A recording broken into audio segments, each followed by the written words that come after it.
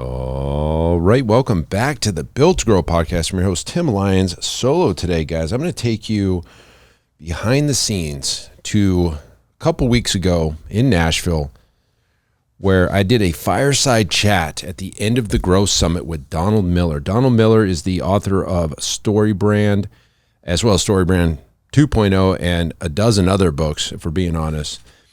And during our talk, it was really cool because he was able to simplify such a confusing message that sometimes gym owners get, a hard time communicating what we do, who we serve, how we do it. And in this fireside chat you're about to listen to, Donald breaks down the simplicity in the marketing message.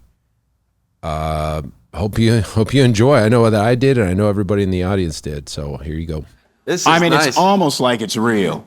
Can I get a cigar and a bourbon? There you go. All right, first question. Where are you going after this event?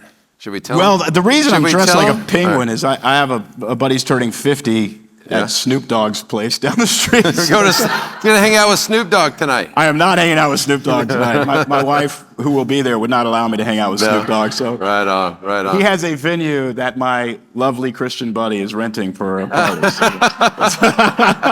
Christian buddies. All right, so we got a couple questions. These were turned in from some of our friends out here in the audience. We'll start off with the first one. The question is this, regarding marketing. Yes. What do gym owners believe to be true, but they get dead wrong?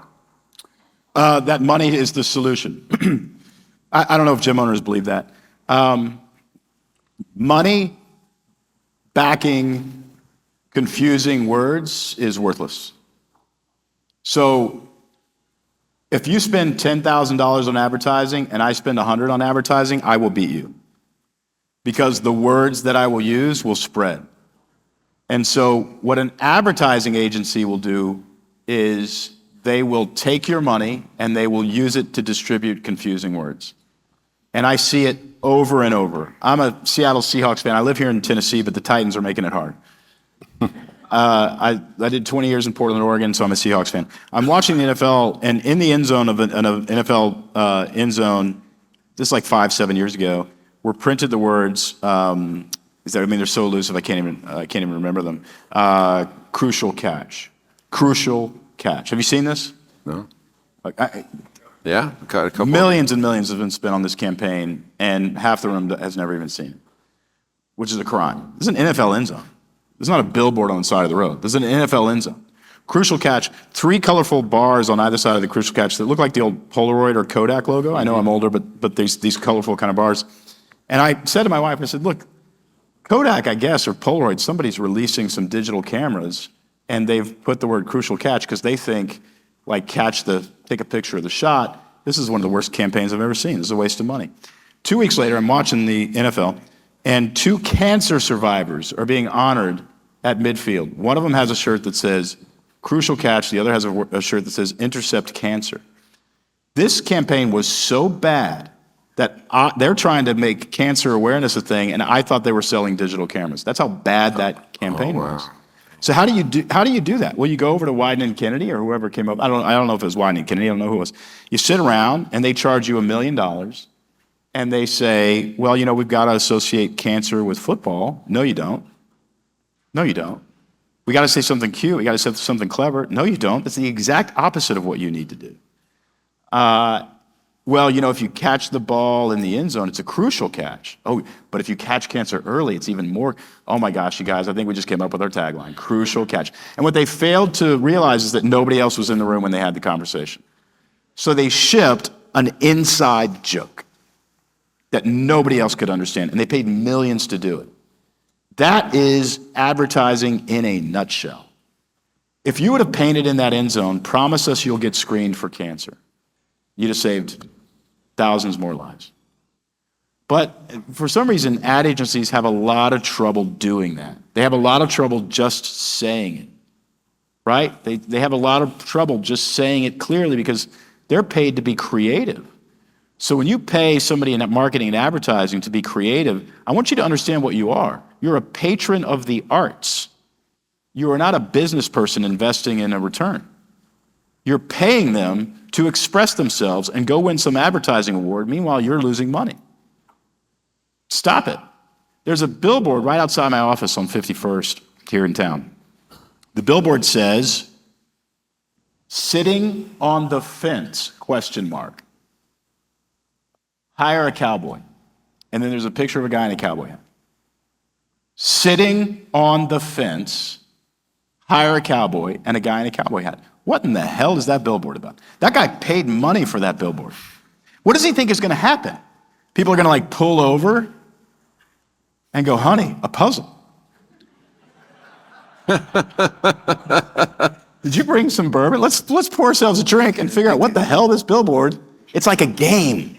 No, that billboard made that guy no money. Now, I find out what he does, and you know what he does? He builds fences, right? He builds fences, and he's a cowboy, I guess. By the way, cowboy was spelled with a K instead of a C. Why? This is a very unintelligent cowboy. Maybe his name is Kyle. We don't know. He never told us, right? So, but if you would have just said, "Need a fence, ?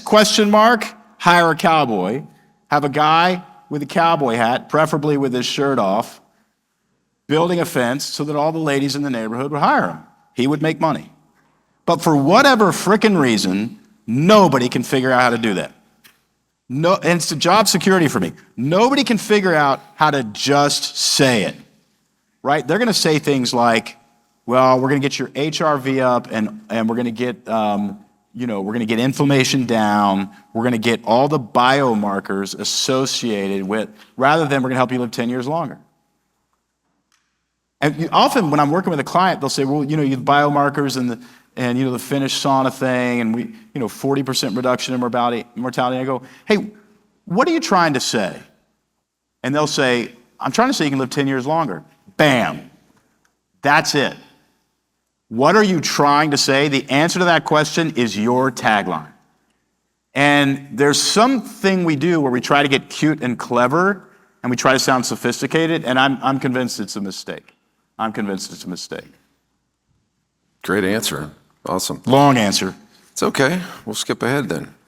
All right, this is a good one here. As gyms grow, the owner can't be the voice of everything. How can StoryBrand help owners train their staff to communicate consistently and keep the brand messaging clear at every touch point? Yeah, that's a fantastic question. So I'll answer this question using a story about my friend David Salyers. And David Salyers is an executive at a little chicken restaurant called Chick-fil-A. And somebody at Chick-fil-A, I don't think it was David, but somebody decided as a differentiator, they are not going to say "you're welcome." They're going to say "my pleasure." And it's kind of a Southern thing. It's much more of a service-oriented thing. It's kind of a phrase that would define their culture, on and on. I asked David, "How long did it take you to execute 2 words, my pleasure?" And David said it was an extremely difficult effort, a concerted effort, a focused effort, all sorts of incentives, all sorts of rewards, even a little bit of like punishment, and it took us 3 years. 2 words, 3 years. This is a very, very difficult thing to get done. So mistakes. Here are the mistakes in getting it done. Make the message too complicated, right? Make the message too complicated. If you say something like, I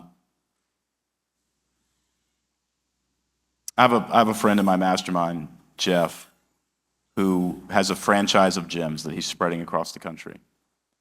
And his line is 20 minutes twice a week, you don't have to change clothes, and you won't sweat.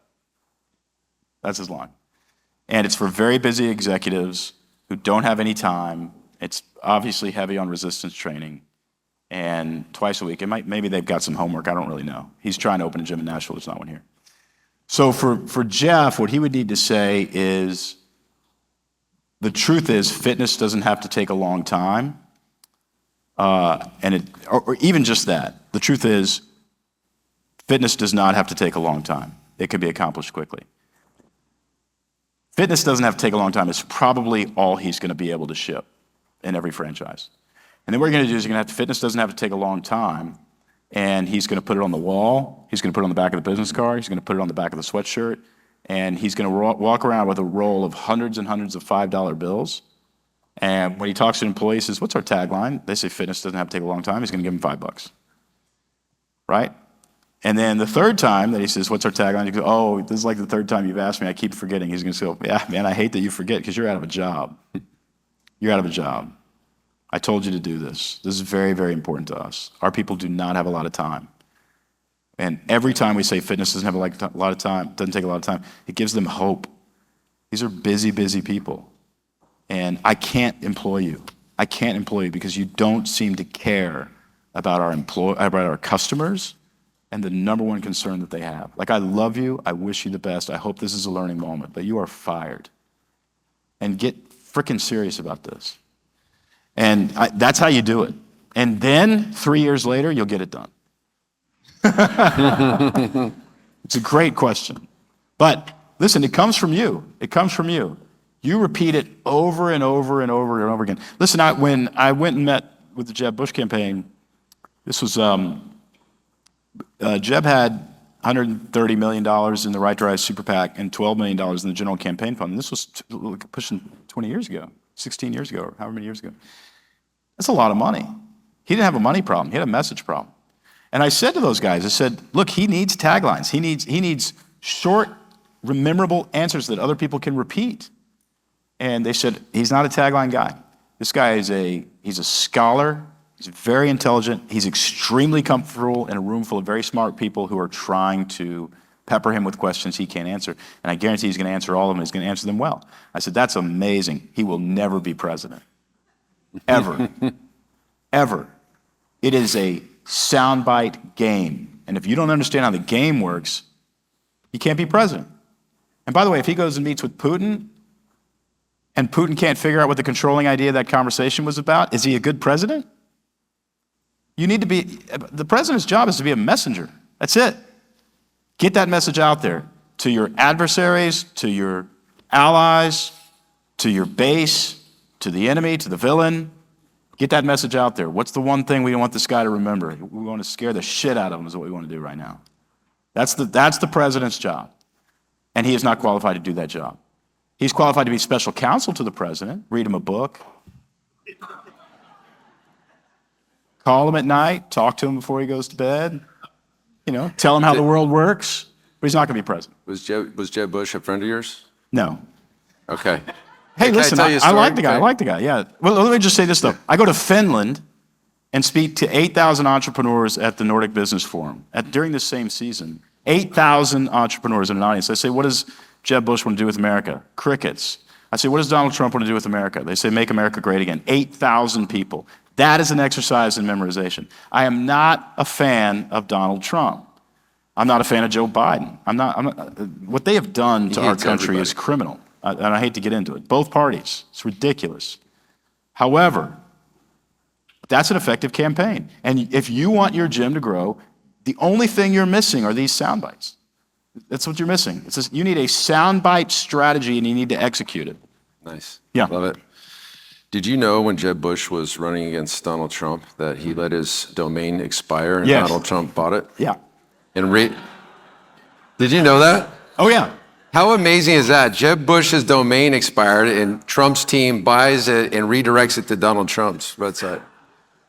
I mean, you have to admire the troll instinct of our president. Super troll. All right, let's keep rolling. If you were opening a gym today, knowing what you know about branding and messaging, what's the very first StoryBrand principle you'd implement from day one and why? All right, I would define a single problem that we solve. I would define, and here's how I would do it. I would say, forgive me, people offer me a lot of money to do things that aren't ethical. I've never done any of them. I turn down money all the time. I'm not a guy who's driven by money, so please understand when I say this. I wouldn't even start with what's true. I would start with what will sell. So I would sit down with a napkin. I would say, if I'm owning a gym today, what's the number one thing that would sell? And then I would ask, okay, can I deliver on that? Is that true? And if that's true, then we're going to run with that as a controlling idea or concept. So if it's, if it's 10 years longer, if you're in your 50s, in your 50s, question mark, live 10 years longer, such and such gym. That's my billboard. Something, I would have a concept like that, and I would build my entire gym around one idea, or one offer, if you will. Even the idea that a gym that's not intimidating, to me, is a little bit of a high concept idea.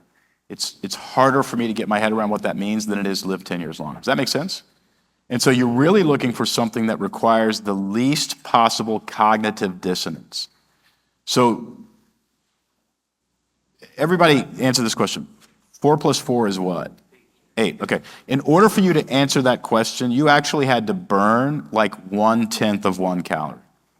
So every time you calculate and come up with an answer to something, your brain is actually the organ in your body that's burning more calories than any other organ in your body. It's about 600 to 800 calories a day. It's about 20% of your calorie expenditure is this supercomputer. So anytime you're causing somebody to think, you're causing them to burn calories. Your goal as a messenger is actually to disseminate your message so that your customer has to burn 0 calories to understand it. Why? Because they will actually understand it. But if you actually ask them to burn 15 calories, you've lost 70% of the population at that point because they're not going to think. They're not going to do it for you. You thought your customers were lazy on the gym floor. They're even lazier with their brains, right? And so you got to go, this is very counterintuitive because what you were trying to get your clients to do is burn calories, and I'm telling you, don't make them burn calories. But that's what you got to do. That's what you got to do. So very, very low concept, easy to understand, and I would build the gym around that one controlling idea. Love it. And then after they've been there a month, well, it's not the only thing we do. Perfect. But give it a month. Don't say it up front. Who's going to run that ad? Everybody. Well, the front rows are action takers. I love it. All right. Who owns 10yearslonger.com? I would bet $50 that it's available and it costs $12. What if you went 11yearslonger.com? Yeah.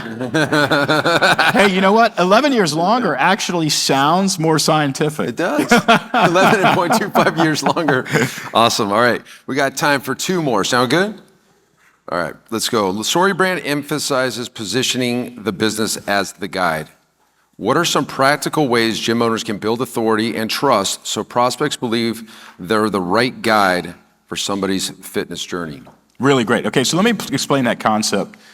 The book, StoryBrand, talks about 2 different characters inside of narratives, inside of stories. There's actually 4, but 2 of them are hero and guide. So hero is Luke Skywalker, guide is Yoda. Hero is Katniss, guide is Woody from Cheers. Hey, Mitch. Hero is George Banks, guide is Mary Poppins. What happens is the hero shows up on screen and they have a problem they have to overcome, and a guide shows up to help them overcome that problem. The guide is almost always a person who has overcome the problem the hero has. Hey, Mitch actually won the Hunger Games. Yoda trained to be a Jedi. So forth and so on.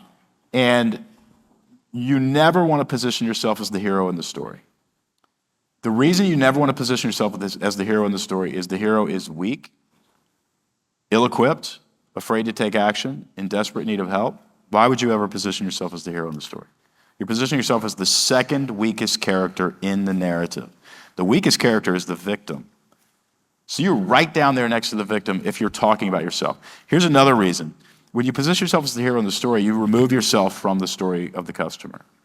If you and I meet at a cocktail party and you say, what do you do? And I say, well, I own a gym. I moved here 10 years ago. My wife and I started it. And how's it going? Well, we had some tough years during COVID, but it's going. I am telling you my story.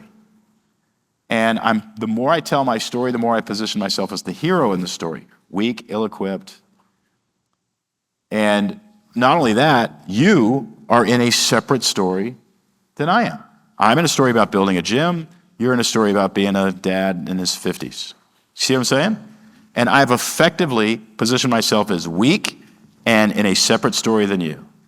Now, if you say, Don, what do you do? And I say, I have a big heart for guys in their 50s who realize they want to live 10 years longer. And so I have a gym, I developed a protocol for these guys. We have a cohort of guys who are committed to being sharp and able to do 10 pull-ups in their 80s. And they're like family to me, crazy about them. I feel that way because I watched my dad get old before his. You are now my guide. You have effectively entered into my story, the story of a 50-year-old who wants to live 10 years longer, and you're showing me how to do it. See what I'm saying? Now, did you tell me your story? No. You tricked me into thinking you told me your story. You told me the story of a 50-year-old who wants to live 10 years longer, and that's my story. And you've positioned yourself in my story. I don't know where you went to school. I don't know where your gym is. I don't know what your financial issues are. I don't know anything. All I know is you're the guy who's going to get me out of this hole. Every hero is a story. Every story is about a hero in a hole. He's down in this hole. The guide comes over the hole and says, sucks to be down there. I used to be down there. I have a compassion for guys down there. I'm throwing a rope down. The rope is called Men in Their 50s class. Climb the rope and come up here with us. That's all your communication. That's what you need to do. Guide, helping the hero win. Jeb can fix it. Jeb's the hero. Weak and in a story about trying to be president. Nothing to do with me. Hillary Clinton loses to Donald Trump. Donald Trump got less votes than Mitt Romney. This was not a popular candidate. He could not drive people to the polls. Less votes than Mitt Romney, and he won. Why? Because Hillary Clinton sucked at that campaign. You know what her tagline was? I'm with her. She's the hero, and we're with her? Like in a minivan? Where are we going? What are we doing with her? Right. Where are we going? Why are we in this van? You see what I'm saying? I don't understand how they screw this up. Just make an offer. Like literally, if she would have just said, Americans deserve a better quality of life. My single focused ambition of being president is to improve the quality of life of every American. And that means more money, longer life, less stress. Vote for me. She'd have smoked him. Insecure people make the story about them. Confident people make the story about others. And when you are talking about yourself, you sound weak. You sound insecure. You sound like you want people to like you. When you talk about the client and their pain, very, very confident, strong, accomplished people have the ability and capacity to empathize for others who are hurting. If I have a toothache, I'm sorry, I can't think about you right now. And if my heart is hurting, I'm not going to think about you at all.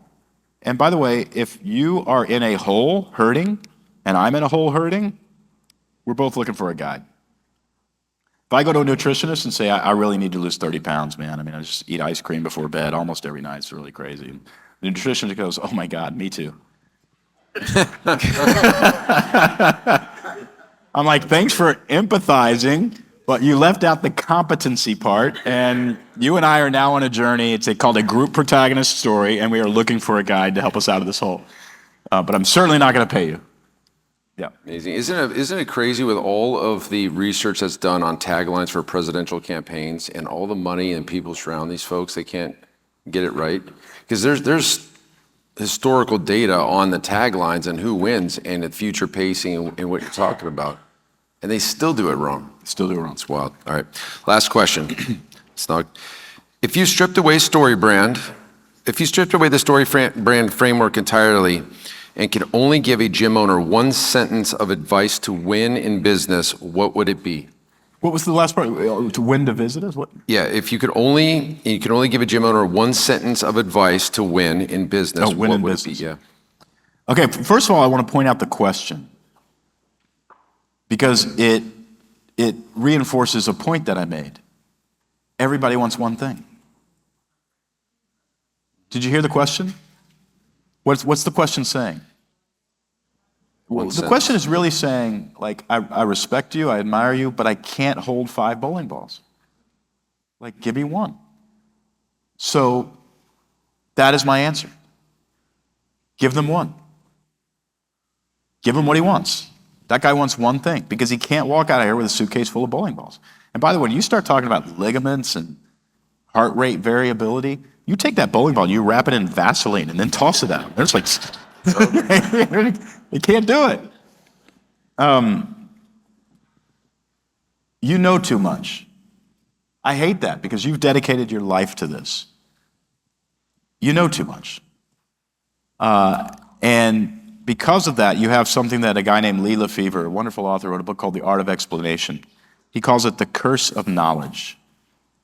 And let me just give you some affirmation. How many of you feel like after this last 90 minutes, you've not done a good job in your messaging for your, okay. If you have your hand raised right now, let me tell you why. You're smart. Binary black and white thinkers who speak like third graders are at a distinct advantage in this arena. Think about Donald Trump, right? Think about Donald Trump. I mean, was it Barack Obama when they, I have a buddy who's the guy who was head of SEAL Team 6 that night. He's watching Obama when they killed bin Laden. And Obama has this very sophisticated, explanation for what happened and blah, blah, blah. And you watch the parallel with Trump, and he's like, tonight we killed bin Laden, he died like a dog. Died like a dog. And I'm like, I hate that I like that statement.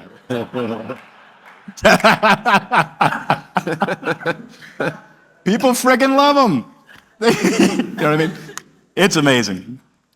So, my answer to your question is the question wanted me to narrow it down to one thing. The one thing is narrow it down to one thing. Narrow it down to one thing and be known for that. And everybody in this room could be known for something different, I guarantee you. But be known for it. The other thing, let me just say this really quick.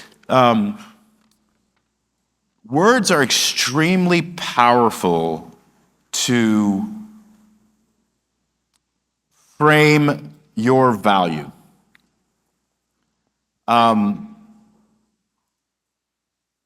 They are also extremely powerful to devalue you. I had the mistake, I was very insecure in high school and junior high and even college and all that kind of stuff. And the way I learned to fit in was to be kind of disarming and what's the word? Self-deprecating, thank you. It was really in my 30s and 40s that I realized that has a place to kind of disarm an audience, but I need to stop doing that because I'm charging people a lot of money and they need to have some confidence. And I don't need to say things like, well, I don't always know what I'm talking about, or I'm not the smartest guy in the room, but my guess is, I need to say, there's probably not anybody on the planet that I know of who's better at coming up with a message than I am. And that's why you're paying so much for it. And if it doesn't work, which it always works, if it doesn't work, we'll come back and do it. You want to use words to frame your value. So that one thing that you're coming up with is the thing that is convincing people you are valuable. When you think about a thought leader on longevity, who do you think of? Did you hear that in this room? Peter Attia. That's fascinating. Do you think he has job security for life? Do you think Peter Attia is going to make at least 7 figures every year for the next 25 years? Do you know why? Because when I say the word longevity, you said the word Peter Attia. That's why. That is the one reason Peter Attia will make 7 figures for the rest of his life. He could probably make, he could make $50 million a year for the rest of his life if he would license his name out in various products. He's not going to do that because that's how valuable it is to be known for something. So if you are known as the 10-year longer guy, that's extreme value. And if you have not thought about what you're going to be known for, to best serve in the game, right? big ass biceps. I don't care. What are you going to be known for? Fitness in 20 minutes, fitness made easy, whatever that is. You want to workshop that, and when people are starting to respond to it, that's what you're going to run. And then you need to be the solution to, you need to be known as the solution to a problem. When I was studying all this, I'll end with this story if that's okay. Sure. I'm in no hurry. Do we need to get out of here? Nope. Snoop Dogg is waiting. Yeah. My wife, my beautiful wife, who I think she was going to try to come in the room because she's going to go to this party too. I don't know if she's here. She would hate this. Anyways. I was working in the White House in the Obama administration, and I would stay at this bed and breakfast in D.C. And my wife ran the bed and breakfast. I didn't know she wasn't my wife at the time, and I was like, I'm crazy about this girl. I mean, the first time I met her, I'm like, this girl, I'm crazy about this girl. And she and I just kept in touch for 3 years. I was terrible with women. I had no confidence. I would not drive to the hoop. We would email back and forth. When she came through Portland, I'd see her and all this kind of stuff. And the reason I was not driving strong is I knew she kind of had a boyfriend, like something was going on. And 2 years at least go by. I'm going to DC. I'm not even calling her because I always feel like I got the flu after I talk to her. Like my heart is broken. I'm like, I'll never have a girl like that. I just don't even want to see her. She calls me. She finds out, she's like, hey, let's get dinner. Some friends want to meet you. I said, great. Let's get dinner, Betsy. So she's sitting next to me at dinner. Her friends are there. And she had this signal that if things were going well, she's going to kick her friend under the table and they were going to leave. And so she kicks the friends and she comes around here. And I say, I've been studying all of this stuff, how to position yourself, make sure you position yourself as a solution to a problem, that increases your value, have a deadline, things like that. All this sales stuff. And so I said, hey, are you seeing anybody? She goes, off and on, I've been seeing this guy for about 3 years. You off or you on? She goes, I don't even know if we're off or on. But he's a great guy. He's doing all this work in Africa. He's saving all these lives, all this kind of stuff. I'm like, shit. I'm listening, right? Like, where's my opening here? And I go, 3 years is a long time. Seems like you should have a ring on your finger. She goes, yeah, he's kind of more committed to Africa than he is to me. And I'm like, there we go. Don Miller, the solution to a problem. And I said, Betsy, I'm going to be honest. If I were dating you, it would not take me 3 years to figure out that you're the kind of girl you lock down. You marry a girl like you. And I said, 30 days from now, I'm going to call you. And I'm going to ask you on a date. And if you're dating somebody, it's going to be very, very awkward, mostly for him. Like, we don't know who pays for dinner, all that kind of stuff. And she's literally like, what is happening? This guy is bold. She goes home that night. She goes, you will not believe what Don Miller did at dinner. The girls are like, what? Because he gave me 30 days to break up. And all the girls were like, break up. These girls are very good friends of mine right now. And now we're married and we have a kid, and she's probably, she's on her way. Words are extremely valuable. And I say that joking. It's a fun joke to tell. But listen, you can be known as the person who changed somebody's life if you tell them how you're changing their life. If you tell them, I'm the guy who's going to give you the best serve in the game, right? I'm the guy who's going to help you live 10 years longer. That begins to spread, but all the rules apply. Can't be elusive, can't be vague. If you say, I'm the guy who gives men in their 50s better fulfillment, you will be forgotten. I don't know what better fulfillment is. Like, what is that, right? I don't know what natural dog food made from organic ingredients is. I know what 10 years longer is. I know what 4 years longer is. I know what best serve in the game is. I know what in shape in only 20 minutes twice a week is.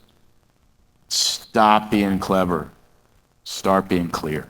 And it's going to move the needle for you. And not only is it going to move the needle for you, you're going to transform lives, which I know every person in this room is. That's why you're in the room.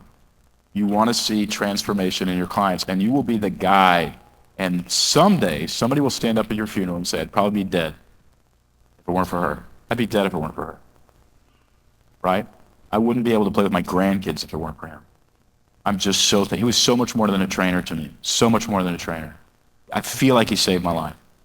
That's how we want people talking about us. And you get there with words. Your heart's already there. Your knowledge is already there. Your commitment's already there. Your passion's already there. Your work ethic's already there. Your words are not there. So let's start using the right words. Right, thank you. Give it up for Donald Miller, everybody. Thank you. All right, and there you have it. What a great conversation with Donald Miller of StoryBrand. Guys, hopefully that helped you maybe change the way you think about how you communicate your marketing message out to the market. Hopefully that helped you guys. Give us a like, give us a share. If you could do us a huge favor, go to Apple Podcasts and drop a review, 5-star review if you don't mind. That helps us get seen a little bit more and help spread the good word. So that's it for this episode. Hopefully you enjoyed. We'll see you on the next show. Bye. All right. Thanks for listening to another episode of the Built to Grow podcast. If you want more help growing your business, join our free Facebook group, Profit Accelerator, helping training gyms grow to $30,000 a month and beyond. We'd love to see you there. Go check out the show notes for the link and keep building something great. And we'll see you in the next episode.